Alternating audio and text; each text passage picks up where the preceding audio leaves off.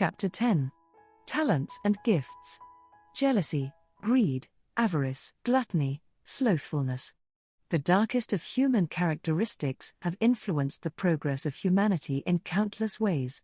Historians underestimate their impact on the course of human events.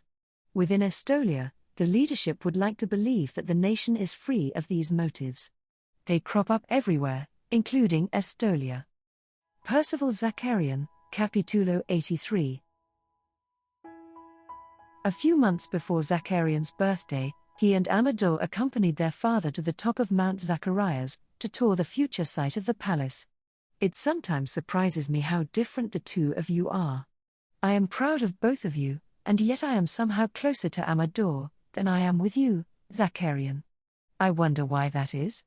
Zakarian felt a burst of warmth in his chest. It does not surprise me, Father. You have spoken directly with deity. You have established both a faith and a nation. You are a prophet. He put an arm around his brother's shoulders. Amador represents your spiritual side, your true nature. It is clear that you love both of us equally, Father, Amador added, but you do not love us the same. I suppose I do not. Zacharias smiled from one to the other. The greatest joy I have, after Estoliana, is in knowing everything that blesses my life now will be there to bless yours and your sisters' lives, and the lives of your children. Amador gestured to the smallest of the dragon spines that were all that was left of the original peak of Mount Zacharias. Come, Father, see what Key and I have created. Shortly after they relocated inland, Amador began to carve a large wooden stump of a tree. When Zakarian asked him what he was doing, he explained that he was designing the palace. By the time Zakarian was 20 years old, his brother's model was complete. Amador and Key spent the intervening 10 years working on many aspects of the massive project. One finger of rock on the top of Mount Zacharias had been carved and prepared to become the grand entrance to the palace. It was one of Key's masterpieces.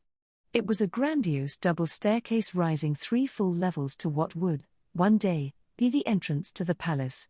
As with the entrance to the temple, which had 2 massive felines on either side of the entrance, Key carved 2 similar, if much smaller, felines flanking the steps. The staircase stretched between the 2 statues, rising for 10 shallow steps before splitting to march upwards to right and left, curving around a natural declivity in the rock that Key used to bring Amador's vision to life. There were benches around the periphery, and on the broad wall of rock, viewed by anyone climbing the first 10 steps, was the Estolian flag carved into the rock face. It was as tall as a man, and with a width nearly twice his height.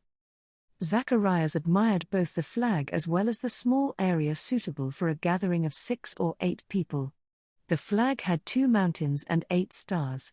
4 between the 2 mountains, and 2 each to right and left. Beneath the flag was a banner with words cut into the stone.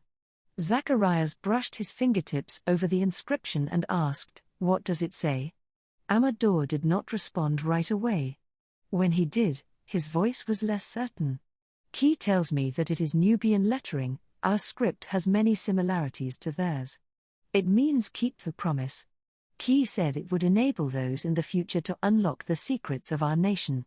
Zakarian asked his brother, "Will you, also, speak with a shadow on your tongue, your meaning obscured by portents and prophecies?"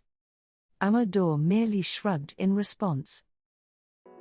But Zakarian read the truth in it. He could not answer the question, but if it was what deity demanded, he would obscure his meaning. He and his brother would never fully understand one another. They were both constrained by the roles they were born to fill. He was grateful that deity made him the firstborn.